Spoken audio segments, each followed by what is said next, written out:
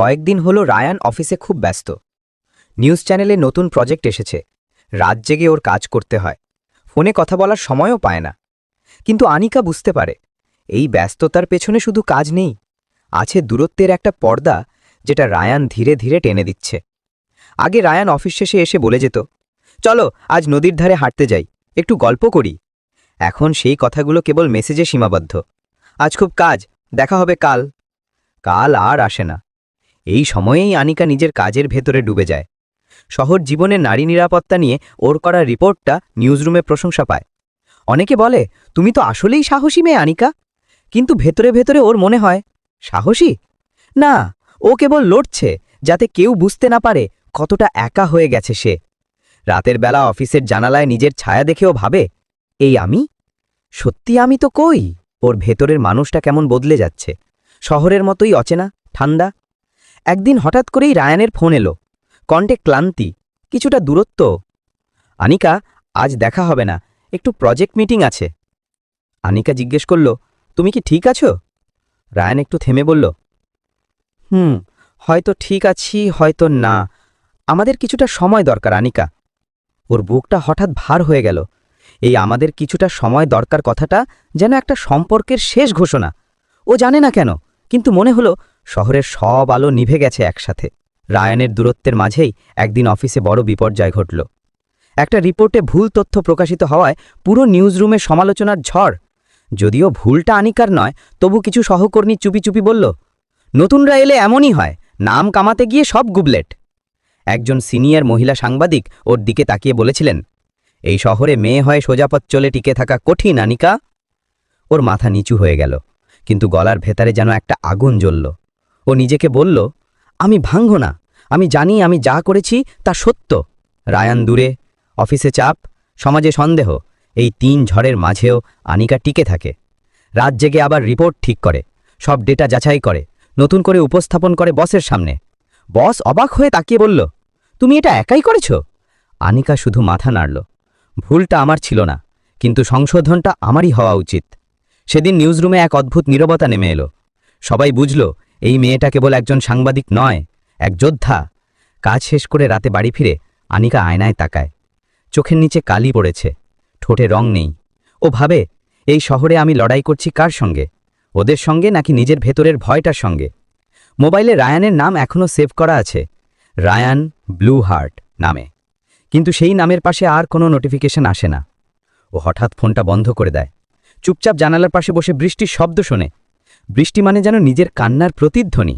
একদিন কয়েক সপ্তাহ পর হঠাৎ করে অফিসে বস ওর ডাকলেন, তোমার লেখা রিপোর্টটা এখন মেইন কভার স্টোরি হবে, তুমি এটা করেছো নিজের নামে, অভিনন্দন। ওর বুকটা কেঁপে উঠল। রায়ান নেই পাশে, কিন্তু এই অর্জনের মুহূর্তেও অনুভব করল, আমিই নিজের আলো। যে মানুষ একদিন আশ্রয় দিয়েছিল, আজ তার ছায়া ছাড়াই ও নিজের পায়ে দাঁড়িয়ে গেছে।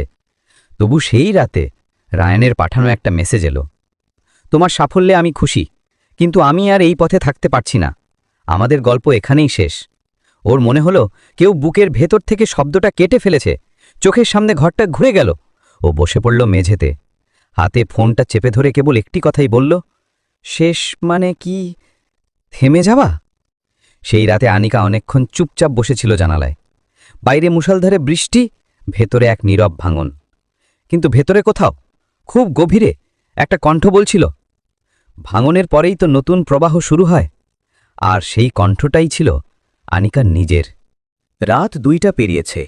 ঢাকার আকাশে এখনও বৃষ্টি পড়ছে মৃদু টুপটাপ শব্দে। আনিকা জানালার পাশে বসে আছে, হাতে গরম কফির কাপ। কিন্তু কফি ঠান্ডা হয়ে গেছে অনেক আগেই। মোবাইলের স্ক্রিন নিভে গেছে। রায়ানের শেষ মেসেজ এখনও চোখে লেগে আছে, আমাদের গল্প এখানেই শেষ। এই একটা বাক্য যেন তার ভেতরের প্রতিটি শিরায় ঢুকে গেছে। তবু ওর চোখে জল নেই, কান্না যেন শুকিয়ে গেছে। শুধু বুকের ভেতর একটা ভারী নীরবতা জমে আছে। ও ভাবে, শেষ মানে কি সত্যি শেষ? না, হয়তো শেষ মানে অন্য কোনো শুরু। পরের দিন সকালে আনিকা অফিসে যায়, চোখে ঘুমহীন ক্লান্তি, তবু মুখে একরকম কঠিন স্থিরতা। নিউজরুমের লোকেরা এখন ওকে দেখে ভিন্ন চোখে। যে মেয়ে একা একটা রিপোর্ট ঠিক করে নাম কুড়িয়েছে, সে এখন আর কেবল নতুন মেয়ে নয়, সে একজন সাংবাদিক, এক কর্মী, এক নাম। তবু ভেতরে একটা শূন্যতা রয়ে যায়। লাঞ্চ ব্রেকে আনিকা ছাদে গিয়ে দাঁড়ায়। বৃষ্টি শেষে শহরটা ঝকঝকে হয়ে উঠেছে। রাস্তার ওপরে ধোঁয়ার কুয়াশা মিলিয়ে গিয়ে নীল আকাশ দেখা যাচ্ছে। ও ভাবে, শহরটা যেমন ময়লা, ধোঁয়া, বিশৃঙ্খলা, তবু প্রতিদিন নিজেকে পরিষ্কার করে নেয়। আমি কি পারব ওর মতো হতে? সেই মুহূর্তে ওর মনে এক শক্ত চিন্তা জন্ম নেয়। ভাঙা মানে হারানো নয়, ভাঙা মানে নতুন করে গড়ে ওঠা। ওর রিপোর্টের জন্য এখন ওকে নতুন একটি প্রজেক্টে নেওয়া হয়, শহরের নারীদের নিরাপদ পরিবেশ নিয়ে অনুসন্ধানমূলক ধারাবাহিক। এবার আনিকা একা নয়, একটি টিম পায়। কিন্তু টিমের কেউ জানে না এই প্রজেক্ট আসলে আনিকার নিজস্ব লড়াইয়ের রূপক হয়ে উঠবে। ও এখন বিভিন্ন বস্তি, গার্মেন্টস এলাকা, রাতের কর্মজীবী নারীদের জীবনের গল্প শুনতে যায়। তাদের প্রতিটি মুখ যেন আনিকার নিজের ছায়া। কেউ স্বামী হারিয়েছে, কেউ স্বপ্ন হারিয়েছে, কেউ শুধু টিকে আছে। একজন বৃদ্ধা বলেছিল, মা, বাঁচা মানে ভাঙা আর জোড়া লাগানোর কাজ। আমরা বাঁচি মানে আবার গড়ি নিজেদের। সেই কথা আনিকার মনে গেঁথে যায়। একদিন হঠাৎ সন্ধ্যায় রায়ানের ফোন আসে। ও প্রথমে ধরতে চায়নি, কিন্তু কৌতূহল আর অসম্পূর্ণতার টান ওর আঙুলকে বাধ্য করল রিসিভ চাপতে। রায়ানের কণ্ঠ শান্ত, তবুও ক্লান্ত। তুমি ভালো আছো? আছি, ভালো থাকার চেষ্টায় আছি, আনিকা বলল। রায়ান দীর্ঘশ্বাস ফেলল। তোমাকে নিয়ে আমার কোনো অভিযোগ নেই আনিকা, আমি শুধু ভিন্ন পথে যেতে চেয়েছিলাম। আমি জানি।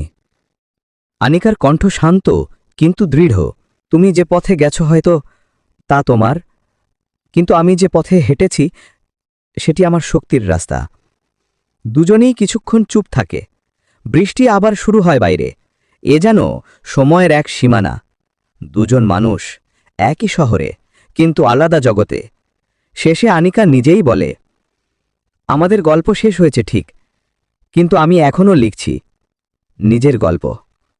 ও ফোনটা কেটে দেয়। কোনো কান্না আসে না, শুধু এক ধরনের মুক্তি। রাতের অফিসের ডেস্কে বসে আনিকা নতুন রিপোর্টের শিরোনাম লিখছে, শহরের ছায়ায় আলো খোঁজে মেয়েরা। একসময় রায়ান ওকে বলেছিল, তুমি এমনভাবে লেখো যেন মানুষ অনুভব করে। ওর সেই কথাটা এখনও গাইড করে আনিকাকে।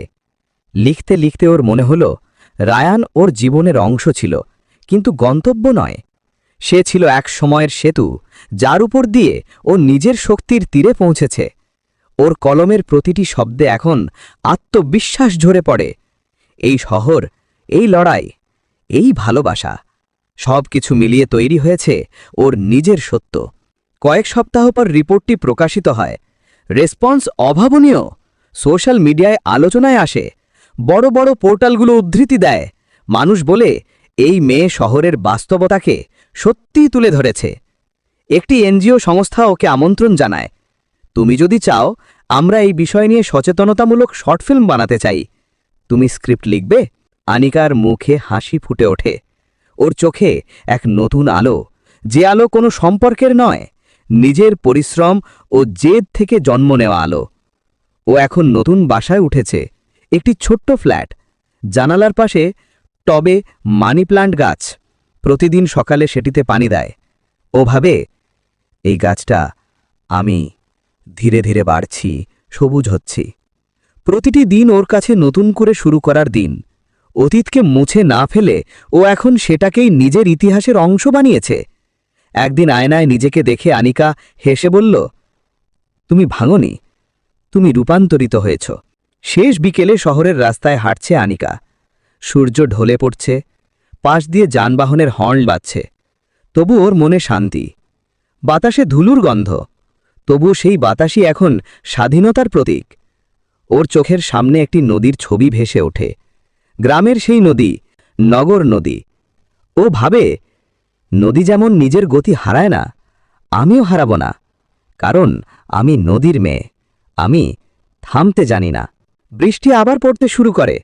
ও মুখ তুলে আকাশের দিকে তাকায়, চুল ভিজে যায়, ঠোঁট কেঁপে ওঠে, কিন্তু মুখে ফুটে ওঠে এক প্রশান্ত হাসি। আমি আনিকা, আমি বেঁচে আছি। পরবর্তী পর্ব দেখার জন্য চ্যানেলটি সাবস্ক্রাইব করুন, পাশে থাকা বেল আইকনটি অন করে দেন। এই ভিডিও ডেসক্রিপশনে আগের পর্বের ভিডিও লিংক দেওয়া আছে, সেখান থেকে দেখে নিতে পারবেন।